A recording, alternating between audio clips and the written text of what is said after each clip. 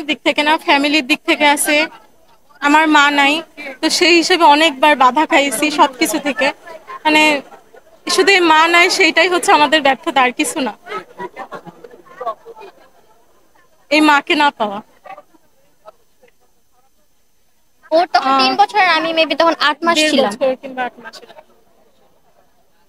আলহামদুলিল্লাহ পাচ্ছি।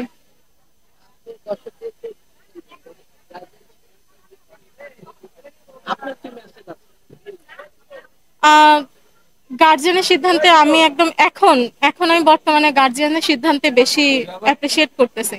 মানে প্রেম করে করছি, হয়তো কোনো সমস্যা হইলো আমি কাউকে কিছু বলতে পারি না, কোনো কিছু, এটাই হচ্ছে সব থেকে মেন সমস্যা। গার্জিয়ানের থেকে পছন্দ করা মানে পার্সনকে বেশি অ্যাপ্রিসিয়েট করতেছে আমি বিয়ে করার জন্য। আচ্ছা, আমি একটু আর বলি।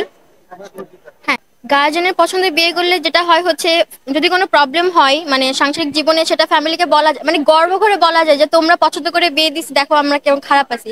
বাট নিজে পছন্দ করে বিয়ে করলে আসলে ওটা হয় না, যতই খারাপ থাকে, যত যাই হোক, ওটা বলা যায় না যে খারাপ আছে, তখন বলবে যে নিজে পছন্দ করে বিয়ে করছিস। এটা হয়, এটাই হয়। এই আর কি। এখনো বলার মতো কোনো সিচুয়েশন আসে নাই। আল্লাহর কাছে একটাই দোয়া করবো যেন না আসে। আর বললেও ফ্যামিলি সাপোর্টিভ, সমস্যা নাই। হ্যাঁ, এটা তো সব সংসারেই আছে টুকটাক। ছোট থেকে তো দেখে আসছি, যতটুকু আমার চাচা চাচি, দাদা দাদু সবাইকেই দেখে আসছি, বাট আলহামদুলিল্লাহ তার ওরকম কোনো প্রবলেম হয় নাই যে ফ্যামিলিতে বলার মতো। আর খুঁটিনাটি তো লেগেই থাকে সংসারে টুকটাক। আমি বলবো করা উচিত। না, আমি এটা বলতেছি না যে প্রেম করে বিয়ে করা উচিত। প্রেম করে ফ্যামিলিকে বলবে, তারা যদি সেটা অ্যাপ্রিসিয়েট করে তাহলে তাহলে তো ভালো, আলহামদুলিল্লাহ। আর না করলে সেটা সেটা নিয়ে আমার কিছু বলার নেই আসলে।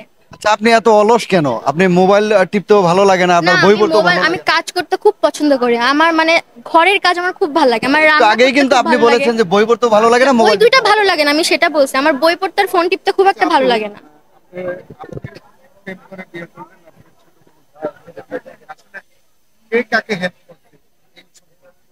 দুইজন দুইজন দুইজনকেই। দুইজনকেই। হ্যাঁ।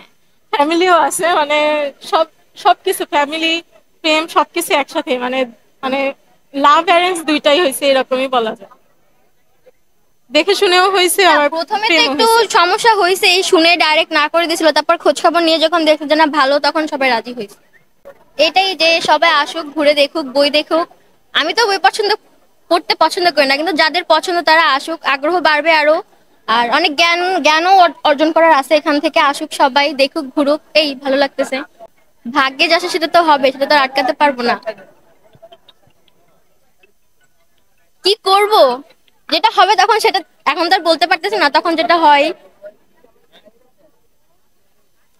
আমার বিশ্বাস আছে এমন কিছু হবে না কখনো, ইনশাআল্লাহ। এরকম কিছুই হবে না। আর যদি হয় তখন ভাগ্যকে মেনে নিব, সেটাই। শুভকামনা রইল আপনাদের জন্য।